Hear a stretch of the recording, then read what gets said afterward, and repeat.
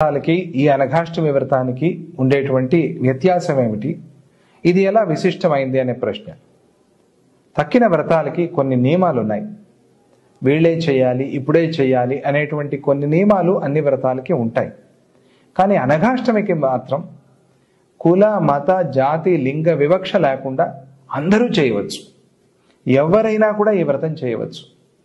పెళ్ళి అయిన వాళ్ళు, పెళ్ళి కాని వాళ్ళు, భార్య ఉన్నవాళ్ళు, భార్య లేని వాళ్ళు, భర్త గతించిన వాళ్ళు, భర్త ఉన్నవాళ్ళు, భర్త లేని వాళ్ళు, పిల్లలు పెద్దలు అందరూ ఒక్కళ్ళగానే చేసుకోవచ్చు. దంపతులే చేయాలి అనేది నియమం ఏం లేదు. ఒక్కళ్ళగా కూడా ఈ వ్రతం చేసుకోవచ్చు.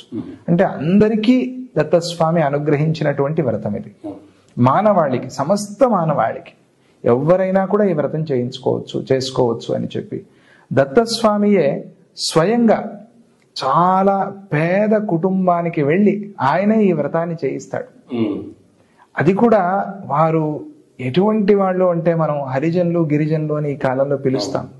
అక్కడికే వెళ్ళి స్వామి వారి దగ్గరికే వెళ్ళి వారితోనే వ్రతాన్ని చేయించాడు. వాళ్ళు అంటారు, స్వామి మా దగ్గర ఇంట్లో నైవేద్యానికి ఏం లేదు. దత్తస్వామి అంటాడు, మీరేం తింటారో అదే తీసుకురండి, అదే నైవేద్యం పెట్టండి.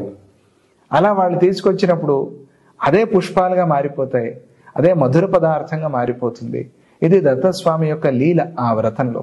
అందువల్ల ఈ వ్రతాన్ని ఎవరైనా చేసుకోవచ్చు, ఏ కాలంలో అయినా కూడా చేసుకోవచ్చు. అటువంటి వ్రతం ఇది అనఘాష్టమి వ్రతం. అది ఇందులో ఉన్నటువంటి విశిష్టత. అనఘాష్టమి అనేది లక్ష్మీ అమ్మవారికి సంబంధించింది. అనఘాలక్ష్మి అని అమ్మవారికి పేరు. వచ్చింది నిలుస్తుంది, నిలిచింది సద్వినియోగం అవుతుంది. అది విశేషం. ఎప్పుడైతే వచ్చింది మనం సద్వినియోగం చేశామో అప్పుడు అది ఇంకా రెట్టింపు అవుతుంది. ఆరోగ్యం సరిపోవటం, వ్యాపారం బాగా ఉండటం, చుట్టుపక్కల వ్యవసాయ భూములు కూడా బాగా ఉండటం, పర్యావరణంలో వాతావరణంలో మార్పులు రావటం కూడా చూశారు చాలా మంది. ఇప్పుడు ఎక్కడ వర్షాలు లేవో అక్కడ అనఘాష్టమి చేయంగా ఒక 3 రోజుల్లో వర్షాలు కురిసి వాళ్ళందరూ ఆనందంగా ఉన్నారు.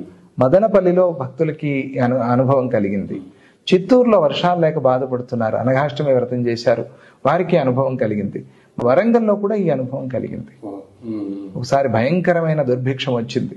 అక్కడ అందరూ కలిసి ఒక 500 మంది అనఘాష్టమి చేసుకున్నారు. 2 రోజుల్లో మంచి వర్షాలు కురిశాయి, ఆనందంగా ఉన్నారు. అలా వ్యవసాయం కావచ్చు, వ్యాపారం కావచ్చు, విద్య, వృత్తి, ఆరోగ్యము, ఏ సమస్యకైనా కూడా అనఘాష్టమి వ్రతం అనేది ఖచ్చితంగా ఉపయోగపడుతుంది. ఏ వ్రతమైనా ఉపయోగపడుతుంది, అందులో సందేహం లేదు. ఏ వ్రతమైనా మనం భక్తిగా చేసుకున్నప్పుడు అది మనకి పూర్ణ ఫలాన్ని ఇస్తుంది. వ్రతం అంటే మనం స్వీకరించటము అని అర్థం. అంటే ఒక నియమాన్ని స్వీకరిస్తూ ఉన్నాం.